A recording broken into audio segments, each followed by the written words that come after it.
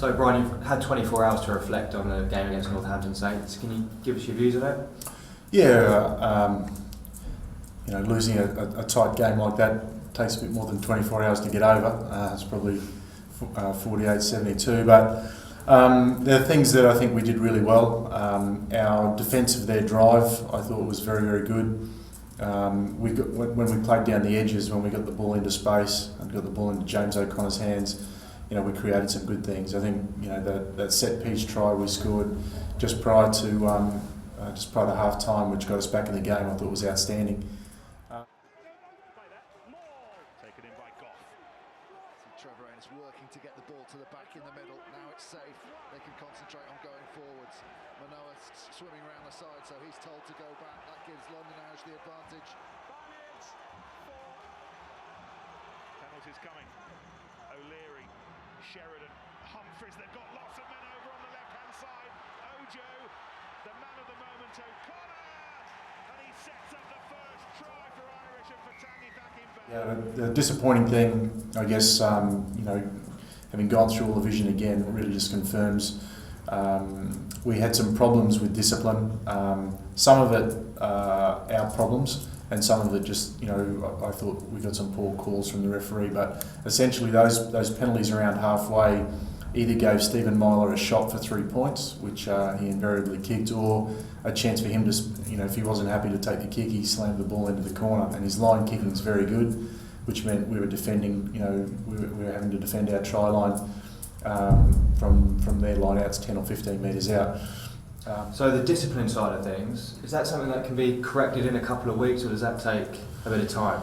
No, it's judgment. In the heat of the battle, we're wanting to go toe-to-toe with these guys. In the heat of the battle, you're wanting to step up. The penalties that I find most frustrating, because sometimes in the tackle area, it's 50-50 call, and I think the tackle area penalties, they're the ones that I would question from the referee. But the scrum penalties, we got pumped there 2 or 3 times with scrum penalties, and that took all the pressure off the opposition and put all the pressure on us, because then Myler was either kicking for poles or he was slamming the ball back down into the corner. And I think we had three scrum pens where they drilled us, and that's the most frustrating thing. The tackle area pens, you have to live with those.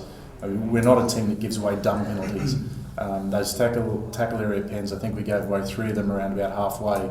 They're 50-50 calls, and I wasn't completely happy on a number of fronts with Andrew Small, who I think is a very good referee, but those 50-50 calls went against us, and also we had advantage called. We had a penalty advantage twice, once in the first half and once in the second half, right on their try line, and he didn't play a long enough advantage. We could have come back. Those 6 points at the end of the game, obviously immensely valuable, and instead they got off scot-free, chancing their hand, by conceding penalties under their own pole. So they're things we'll pick up. I'll feed that back into Andrew, and hopefully next time we have him, he'll be a bit sharper on that.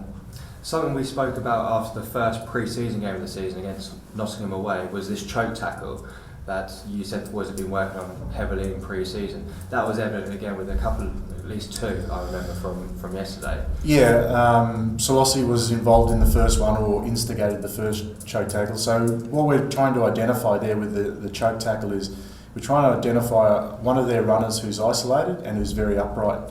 And if we think we can get in underneath the ball, then we do so. Eamon Sheridan is very good at it, and so is Afisa. Afisa was involved in the second one. Lossie really instigated the first one.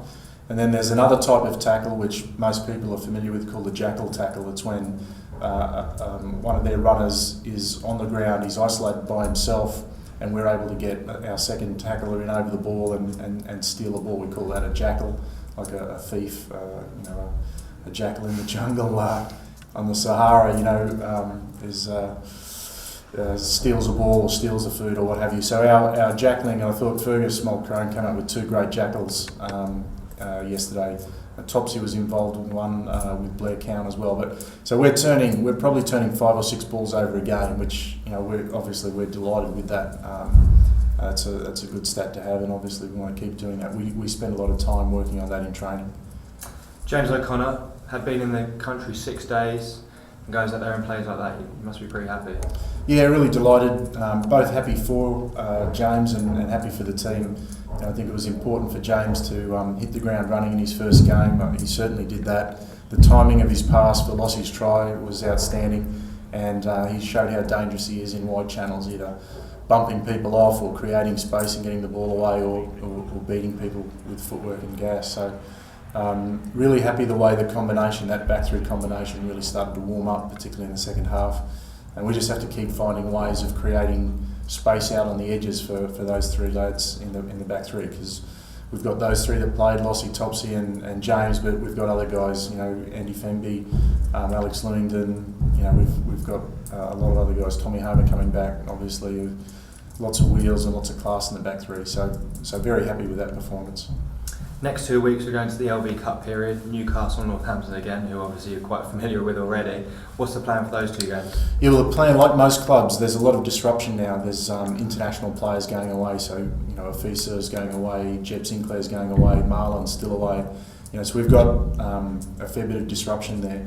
We're using the Emlyn Challenge Cup and the LV Cup really to develop our squad. So youngsters, Tommy Fowley, and the guys like Andy Femby, who've had to cool their heels the last couple of weeks, those boys will get a chance to step up. I guess excitingly for the club, Sedamata Sarr is about to make his long-awaited return, so he'll get a couple of games. And the idea really is we give the guys who've either been sitting on the bench or the youngsters, we give them first bite of the cherry in these next 2 weekends. And finally, as a proud Aussie, maybe not happy with the result, but Marlon Yard made his home England debut on Saturday. How do you feel he went? Yeah, I was really happy for Marlon. I think that big run down the left wing showed the quality that he's got, and he made a couple of sort of other mazy, darty type bursts through the game. That first 20 minutes, clearly for anyone playing in front of 80,000 people, is a time you need to sort of just compose yourself. So I thought he did really well. Really proud of his efforts, and I'm convinced that he's a 50 cap international.